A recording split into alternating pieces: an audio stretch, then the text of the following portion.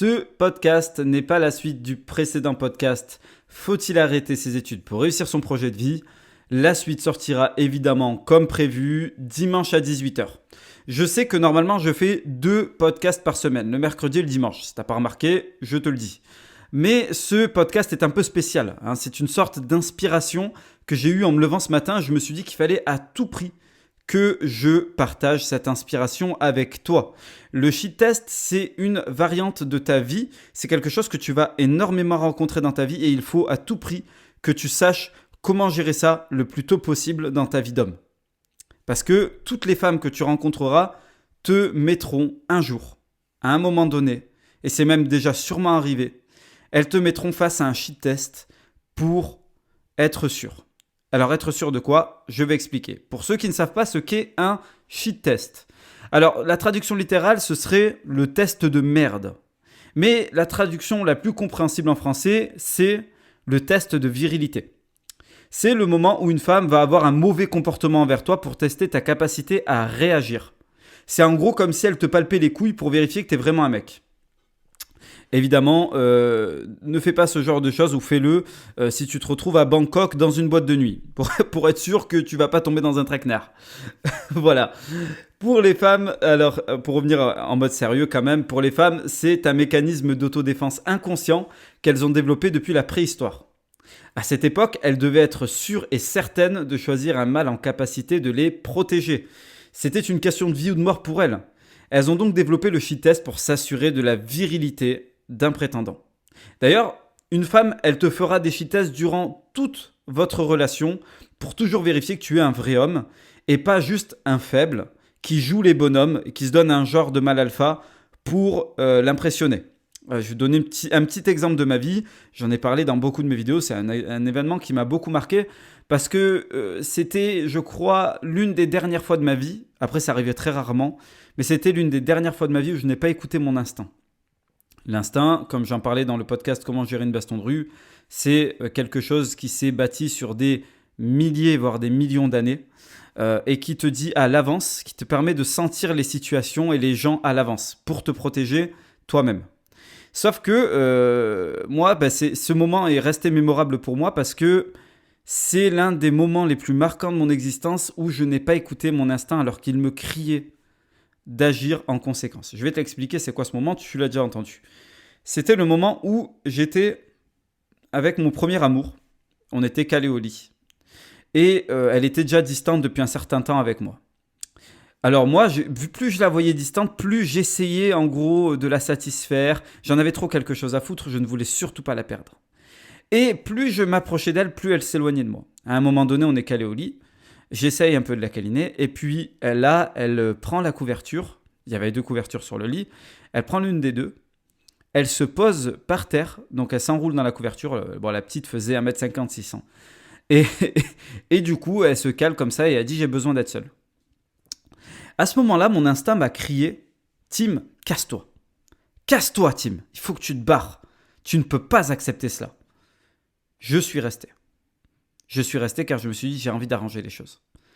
Et quelques temps après, elle m'a trompé. Donc, elle me trompait pendant toute cette période, mais elle m'a quitté. En plus de ça, donc l'humiliation a été totale. J'étais, en fait, quand elle m'a rencontré, un homme qui était en train d'essayer, un jeune homme qui était en train d'essayer de devenir un mâle alpha. Je n'en avais pas encore tous les codes. Comme tu le sais, si tu as écouté le podcast du weirdo, du mec timide, du mec bizarre, j'étais un weirdo, j'étais un mec bizarre, un mec timide, et j'étais en pleine transition vers le mâle alpha. Le truc, c'est que je n'avais pas complètement achevé cela. Je n'avais jamais rencontré l'amour avant, et je ne savais pas comment réagir en fait. Quand tu as une copine, je ne savais pas comment réagir. Je voyais que ma copine s'éloignait de moi, je l'aimais comme un fou et je ne voulais pas la perdre. Du coup, j'ai foncé tête baissée dans le shit test. C'était le shit test ultime. Très clairement, c'était comment va-t-il réagir ? Il y aurait peut-être eu possibilité de sauver la relation si je m'étais barré à ce moment-là. Mais je ne suis pas parti et la relation a complètement chuté. Aujourd'hui, je m'en remercie. Je suis content d'avoir agi ainsi. Mais mon instinct m'avait gueulé ce jour-là de partir. Donc voilà. Un shit test, c'est ça. C'est une femme va toujours vérifier que tu as les couilles dans le pantalon, que tu vas toujours réagir en tant qu'homme supérieur. Et c'est pour ça qu'elles le font d'ailleurs, hein. Une femme te fait un shit test lorsqu'elle commence à te sentir inférieur à elle. Alors, ça peut être à plusieurs moments évidemment. Ça peut être durant vos premières conversations. Car comme on dit, l'homme propose, la femme dispose. C'est l'homme qui a la démarche active d'aller séduire la femme. C'est à ce moment-là que certaines femmes peuvent sembler distantes et à la limite de l'arrogance. Je sais pas, t'as déjà dû voir dans des sites de rencontres ou dans des apps de rencontres sur Tinder, des trucs comme ça, ou même en boîte de nuit, ou quand t'as essayé d'aller parler à une meuf qui te plaît, la nana va être un petit peu distante, même limite un peu arrogante, tu vois. En fait, c'est une façon pour elle de déterminer si tu es vraiment un homme avec des convictions. Lorsque j'ai rencontré ma copine, ça date il y a longtemps maintenant. Lorsque j'ai rencontré ma copine, ce qui s'est passé, c'est que elle était ultra distante. Moi, à la base, j'avais abordé sa pote et pour qu'on puisse rentrer en boîte avec eux. On était quatre couilles, dont alors il y avait deux arabes, un réunionnais qui avait une gueule d'arabe et il y avait un black. Autant t'expliquer que le casting pour rentrer en boîte de nuit n'était pas optimal, tu vois. Donc il nous fallait des meufs. Et comme j'étais celui qui est arrivé le mieux à aborder des femmes, parce que j'ai abordé énormément de femmes dans ma vie, je suis allé aborder ce groupe de deux filles, dont ma copine actuelle. Et j'ai parlé du coup avec sa pote, qui elle était très réceptive, mais ma copine, elle ne l'était pas du tout. Plus tard dans la soirée, je vois mon pote, donc du coup le réunionnais, parler avec la nana qu'on a abordée. Et donc du coup, la copine de cette nana, qui est ma copine actuelle, je le répète, qui était complètement désintéressée, qui avait l'air de s'ennuyer. Du coup, je vais la voir et je vais lui parler. C'était notre première conversation. Pendant 1 minute, voire 2 minutes, elle était absolument pas réceptive. Quand je te dis que genre c'était limite en mode mais casse-toi en fait. Tu vois, genre vraiment quand elle me parlait c'était limite casse-toi. Mais j'ai persévéré parce que j'étais en mode rien à battre. J'étais putain, j'aime bien, elle me donne du challenge, je vais tenter. Et je ne lâcherai pas l'affaire tant que je ne me prendrai pas un non définitif. Donc je développe la conversation, j'arrive à trouver des points d'accroche, on commence à discuter, puis on passe toute la soirée ensemble à super bien s'entendre, on s'est revus, puis revus, et voilà, aujourd'hui on est encore ensemble. Donc voilà, pour te dire, ça c'était le gros shit test du début.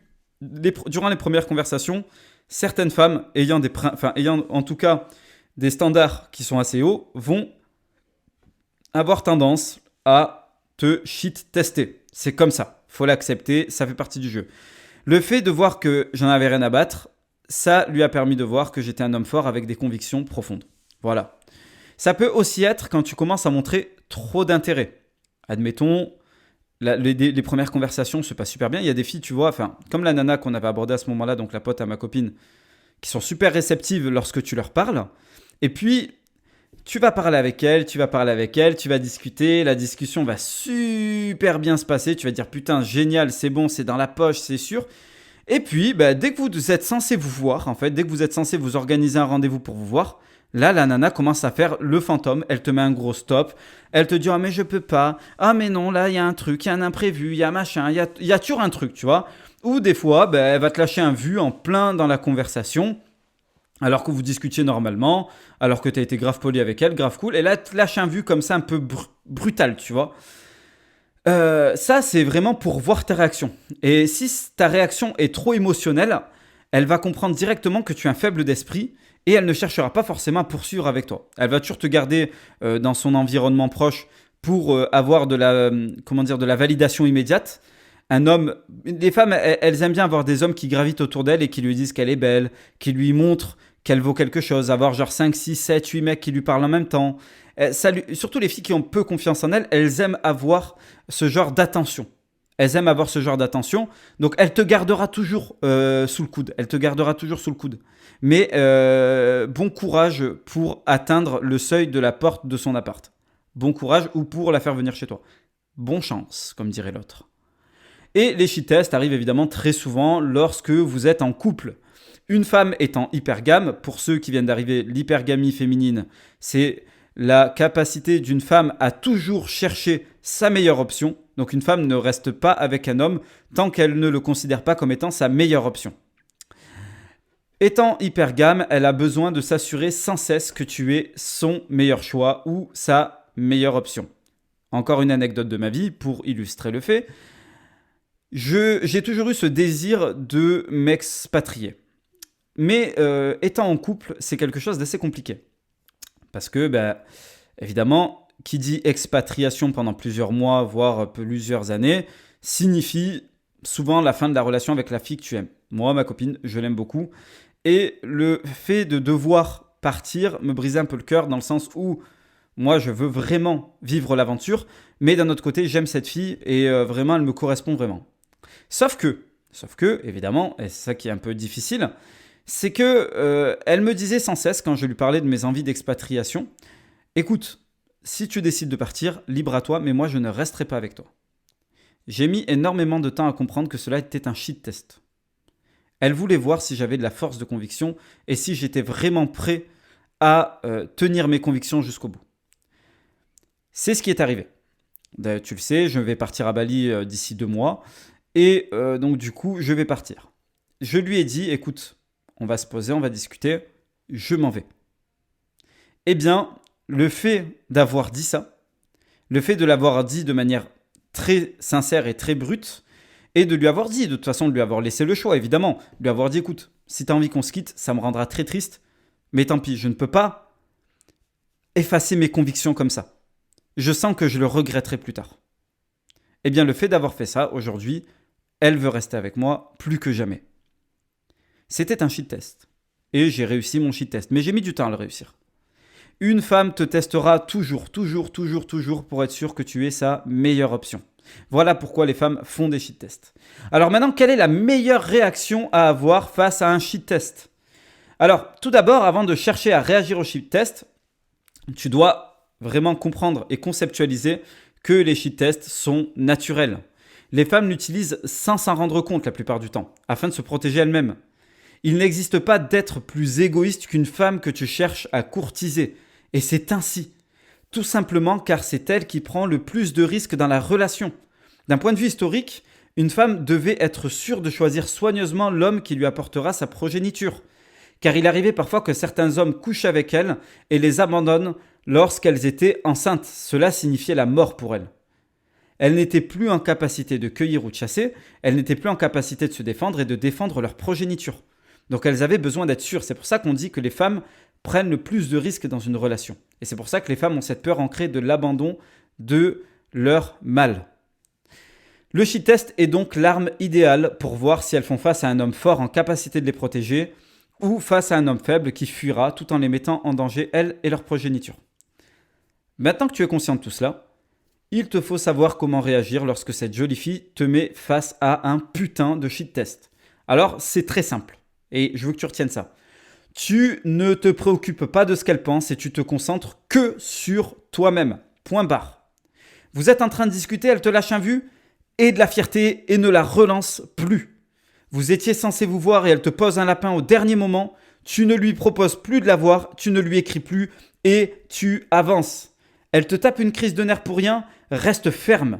Ne rentre pas dans son jeu et retire-lui ton attention. Lorsqu'une femme te manque de respect, en règle générale, c'est inutile d'hausser la voix. Tu lui retires tout simplement la chose la plus précieuse que tu peux lui offrir, ton attention, donc ton temps. En faisant cela, tu lui montres que tu es un homme fier, ayant des aspirations supérieures dans la vie et que tu es donc supérieur à elle. Et vraiment, je ne compte plus les fois où j'ai retiré mon attention à des nanas qui faisaient trop les belles dans leur comportement. Et plus de la moitié d'entre elles revenaient la queue entre les jambes, espérant que je leur accorde à nouveau du temps. Et le reste, eh bien celles qui ne sont pas revenues, tant pis, je m'en bats les couilles. Qu'elles s'en aillent, elles servent à rien.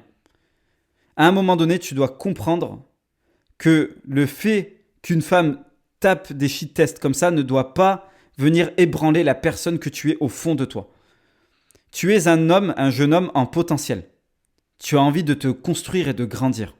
Tu n'as pas envie de courir après les gonzesses. Ce n'est pas un projet de vie, courir après des gonzesses. Du moins, ce n'est pas un projet de vie intéressant. Voilà pourquoi il est important d'avoir un projet de vie, et c'est ce que je disais dans mon précédent podcast. Voilà, c'était tout pour moi. J'avais juste cette petite inspiration à partager avec toi. N'hésite pas à me dire ce que tu en penses en commentaire. Si tu as déjà eu des shit tests, n'hésite pas à me les partager et me dire comment tu as réagi à ces moments-là. Lâche ton like si tu as aimé la vidéo. Ça permet, tu connais les recommandations YouTube, de faire connaître ma chaîne et de partager le message à plus de jeunes hommes. N'hésite pas à activer la cloche si ce n'est pas toujours fait. Dimanche, un podcast oufissime arrive sur la chaîne. Et je peux te garantir que ce podcast, sans vouloir faire le mec qui survend le truc, tu vas kiffer ta race. Et ça va faire appel à ton esprit analytique. Tu vas kiffer. C'est obligatoire, tu vas kiffer ce podcast. Ne te laisse pas... ne te laisse pas avoir par le titre. Le titre va sembler un petit peu catchy, mais le contenu est exceptionnel. Je vraiment active la cloche pour ne pas louper ça. Ça arrive dimanche vers 18h. Et voilà, c'est tout. Moi, tu sais ce que j'ai à te dire. Pendant que tous ces hommes vagins essayent de plaire à une femme, pendant que tous ces hommes sont en train de se battre dans les DM d'une gonzesse qui en a rien à foutre d'eux, pendant que tous ces mecs sont en train de complimenter une nana qui est en train de se faire gangbang dans une cave, Tim, lui, il prend ses ballons, il vole au-dessus de tous ces hommes vagins, il les regarde et il leur fait un gros fuck parce que Tim n'en a rien à battre. Salut.